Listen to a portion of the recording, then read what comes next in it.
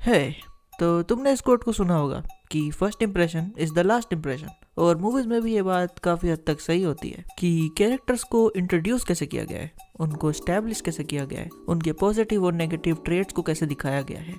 इन सारी चीज़ों से तुम्हारा उस कैरेक्टर को देखने का पर्सपेक्टिव बनता है। और इसलिए अपन आज दो इंट्रोडक्शन सीन को कंपेयर करेंगे, आयरन मैन और आयरन हार्ट, बिकॉज ये कैरेक्टर्स थोड़े थोड़े सिमिलर हैं और इसलिए हमें इन दोनों के बीच में कंपैरिजन करने में थोड़ी सी आसानी होगी। और इससे हमें ये पता चलेगा कि फर्स्ट इंप्रेशन दिया कैसे जाता है और इससे ऑडियंस को कैरेक्टर्स को देखने का पर्सपेक्टिव कितना चेंज होता है। वीरान और बंजर कोनों में किस खातिर जमा हो रहे हैं?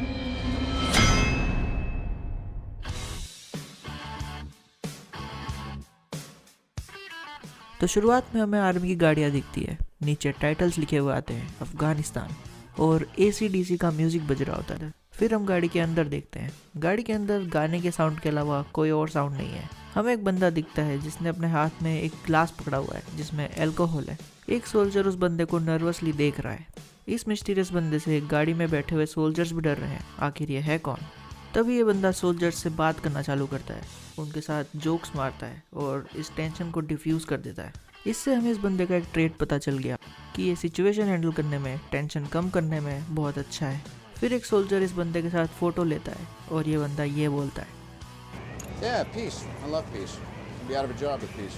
तो इस बंदे को लगता है कि ही सेल्स पीस। और फिर अचानक से गोलीबारी शुरू हो जाती है, बम गिरने लग जाते हैं। सारे सोल्जर्स लड़ने के लिए बाहर जाते हैं और मारे जाते हैं। फिर ये बंदा कार से निकल के भागने की कोशिश करता है, एक पत्थर के पीछे छुप जाता है और फिर इसके बगल में आके एक बॉम्ब गिरता है जिसमें लिखा होता है स्टार्क।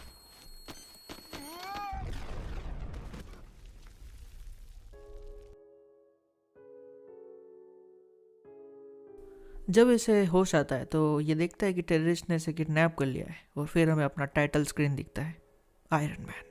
फिर टाइटल स्क्रीन के जस्ट बाद ही हमें इस बंदे की बायोग्राफी मिलती है और तब हमें पता लगता है कि ये बंदा टोनी स्टार्क था। तो इतने से सीन में हमें टोनी स्टार्क के बारे में क्या क्या पता चला। इसे टेंशन डिफ्यूज करना आती है, ये कम्युनिकेशन में बहुत अच्छा है, ये एक अल्कोहलिक है। वेपन्स बेचने के बाद भी इसे ये लगता है कि ये पीस बेच रहा है। टेररिस्ट के द्वारा किडनैप होने के बाद इसे पता चलता है कि इसकी टेक्नोलॉजी, इसके वेपन्स गलत हाथों में है।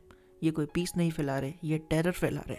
और अब यहाँ से कोई बाहर जाने का तरीका ना दिखने पर इसे बस एक ही तरीका दिखता है, आयरन मैन सूट। एक जीनियस होते हुए भी इसे सूट बनाने में ट्रायल एंड एरर होते हैं। हमें ये सारे सीन दिखाए जाते हैं और जब सूट फाइनली बन जाता है, जब स्केप का टाइम आता है, तब इसके ओनली फ्रेंड की डेथ हो जाती है और वो उसे मरते मरते ये बोलता है, Don't waste your life. और अब फाइनली टोनी स्टार्क रिबॉर्न होता है, उसका पर्सपेक्टिव बदलता है। तो इन कुछ सीन्स में हमें क्लियर हो गया कि टोनी स्टार्क कैसा बंदा था, वो पहले क्या सोचता था, अब वो क्या सोचता है। और सिर्फ राइटिंग की वजह से हमें टोनी स्टार्क जैसा सेल्फिश कैरेक्टर भी लाइकेबल लगता है।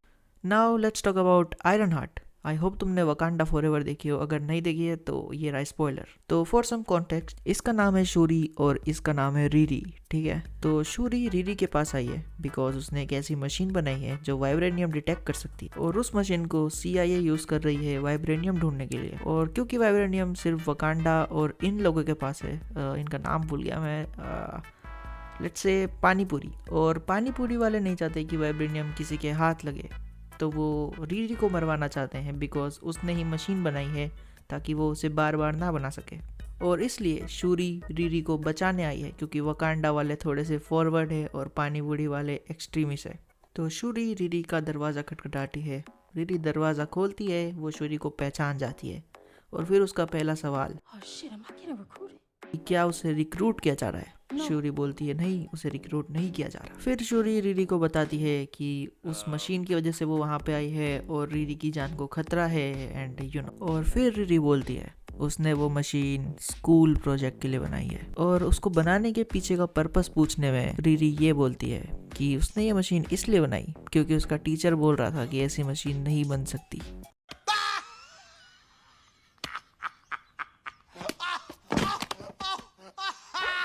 तो हमें रीरी के बारे में एक कैरेक्टर ट्रेट पता चला कि रीरी इग्नोरेंट है, वो कॉन्सिक्वेंसेस को ध्यान में ना रख के कोई भी एक्शन ले सकती है। और वैसे ये थोड़ा साइड क्वेश्चन है मार्वल यूनिवर्स को लेके, अगर वाइब्रेनियम सिर्फ वकांडा वालों के पास है तो उसने एग्जैक्टली इस मशीन को टेस्ट कैसे किया?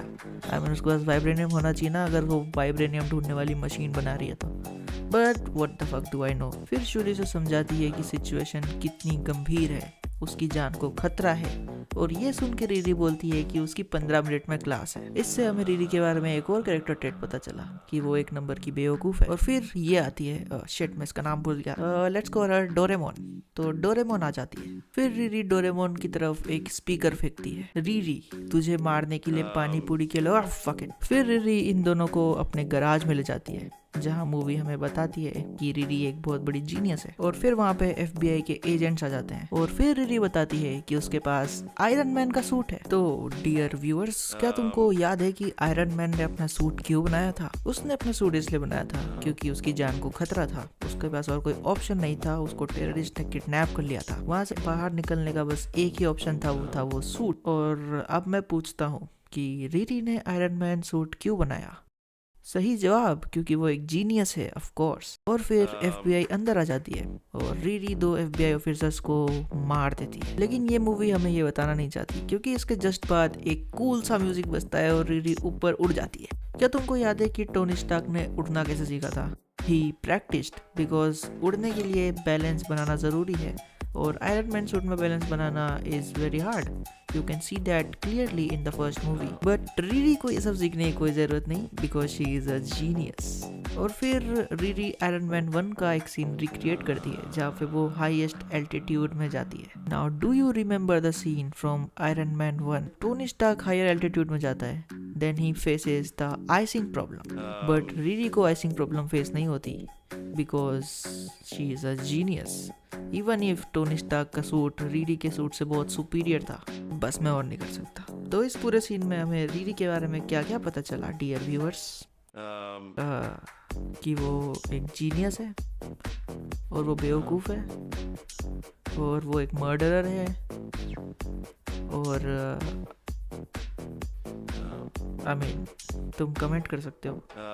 तो यहाँ पे कंपैरिजन ख़त्म होता है। As you can see, 2 characters जिनकी पावर ऑब्वियसली बहुत ज़्यादा सेम है, बस राइटिंग की वजह से एक कैरेक्टर बहुत ज़्यादा लाइकेबल होता है और एक कैरेक्टर बहुत ज़्यादा अनलाइकेबल होता है। और ये तुम्हारे उन कैरेक्टर्स को देखने के पॉइंट ऑफ व्यू को कितना ज़्यादा चेंज कर देता है। तो यार वीडियो एंड हो चुकी है, बाय।